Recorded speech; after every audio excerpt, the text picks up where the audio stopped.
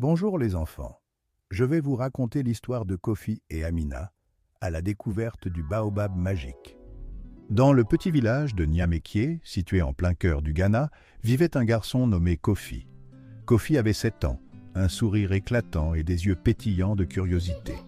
Niamekie était un village chaleureux, entouré de montagnes verdoyantes et de forêts épaisses où les oiseaux chantaient du matin au soir. Un matin, alors que le soleil se levait doucement sur le village, Kofi se précipita hors de sa maison en terre cuite, courut jusqu'à la hutte de son amie, Amina, qui avait 6 ans et un rire contagieux. « Amina, viens vite! Aujourd'hui, nous allons explorer la grande forêt de l'Est !» s'exclama Kofi avec excitation.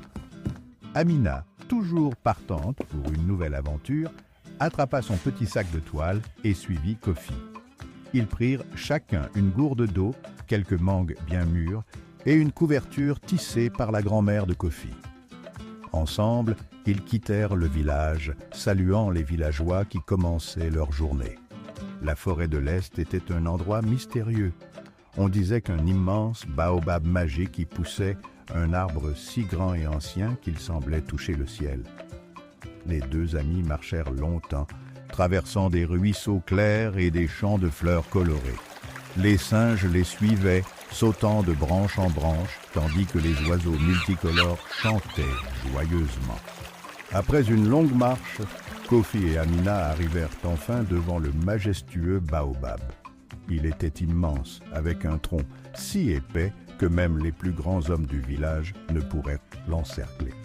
Ses branches formaient une vaste couronne, créant une ombre agréable sous laquelle les deux amis s'assirent pour se reposer.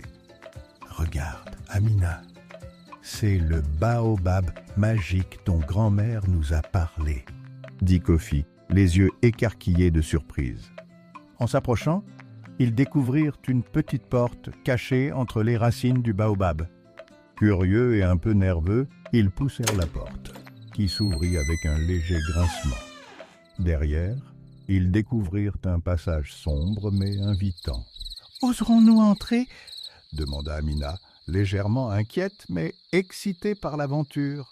« Bien sûr, Amina, ce sera notre plus grande aventure !» répondit Kofi avec assurance.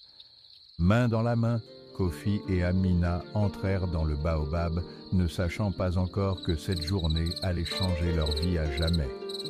La lumière des lucioles éclairait leur chemin, tandis qu'ils avançaient dans ce monde enchanté, prêts à découvrir les secrets du baobab magique. Kofi et Amina avancèrent prudemment dans le passage sombre à l'intérieur du baobab. Les lucioles illuminaient leur chemin, créant une atmosphère magique. Plus ils s'enfonçaient dans l'arbre, plus ils ressentaient une douce chaleur les entourer, comme si le baobab les accueillait dans ses bras protecteurs. Au bout du tunnel, ils arrivèrent dans une grande salle éclairée par des cristaux scintillants accrochés au mur. Au centre de la salle, un vieil homme sage, aux cheveux blancs comme l'ivoire et aux yeux brillants de gentillesse, les attendait. « Bienvenue, Kofi et Amina, je suis Baba, le gardien du baobab magique, » dit-il d'une voix douce. « Vous avez montré du courage et de la curiosité en venant ici. Maintenant, je vais vous révéler les secrets de cet arbre ancien. » Kofi et Amina se regardèrent émerveillés. Baba les conduisit vers une petite table où étaient posées 2 graines dorées. « Ces graines sont spéciales, » expliqua Baba. « Elles possèdent le pouvoir de rendre votre village prospère et heureux. Mais pour cela, vous devez les planter avec amour et prendre soin de la nature qui vous entoure. » Baba leur montra également un vieux livre rempli de dessins et d'histoires sur les plantes et les animaux de la forêt. Utilisez ce livre pour apprendre et protéger la forêt. Votre mission est de veiller sur elle et d'enseigner aux autres l'importance de la nature. Les 2 enfants prirent les graines et le livre avec respect.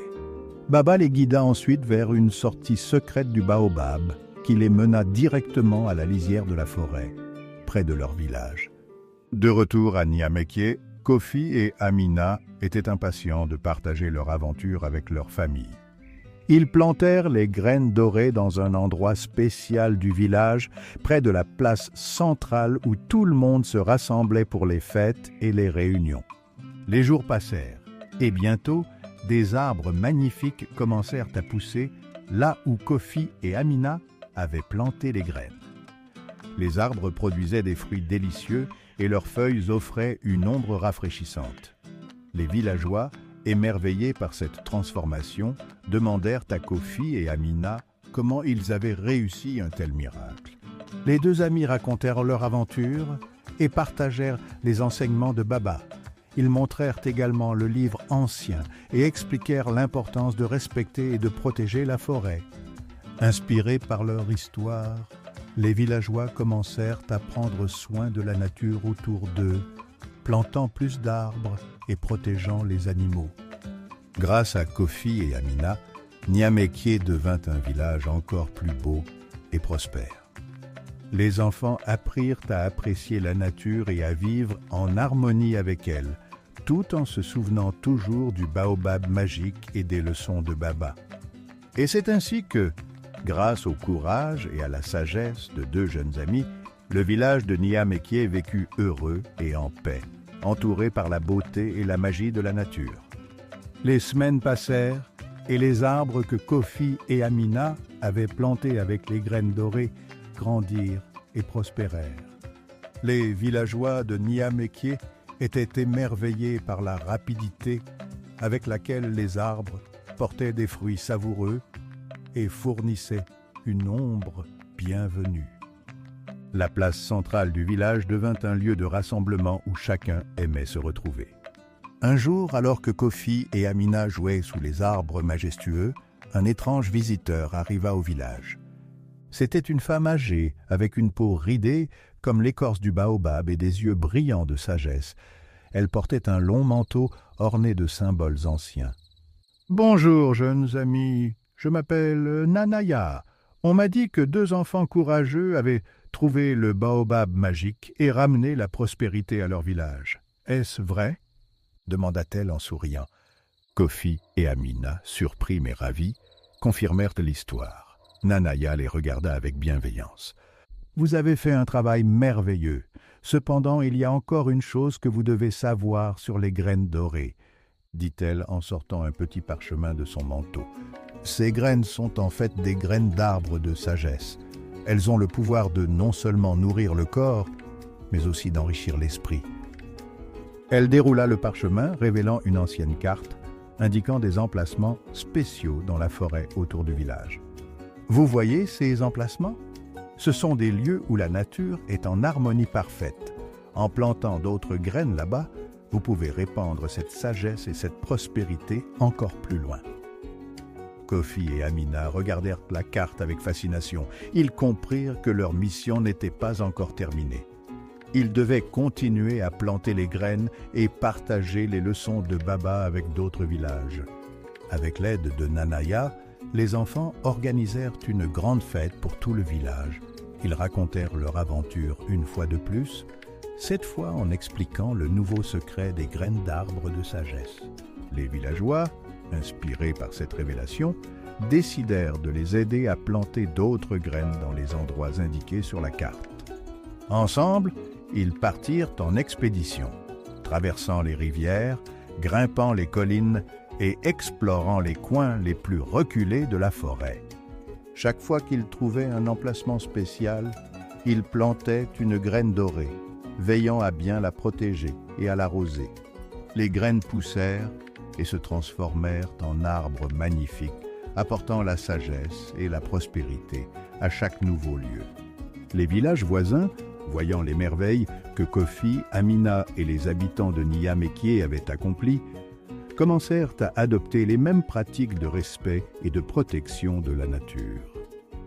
Kofi et Amina devinrent des héros locaux, non pas pour leur bravoure, mais pour leur amour de la nature et leur volonté de partager leur sagesse.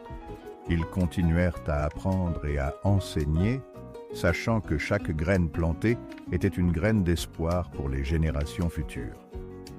Et ainsi, grâce à la magie du baobab et à l'esprit généreux de deux jeunes enfants, la forêt prospéra et les villages vécurent en harmonie avec la nature, découvrant chaque jour un peu plus des secrets et des merveilles du monde qui les entourait.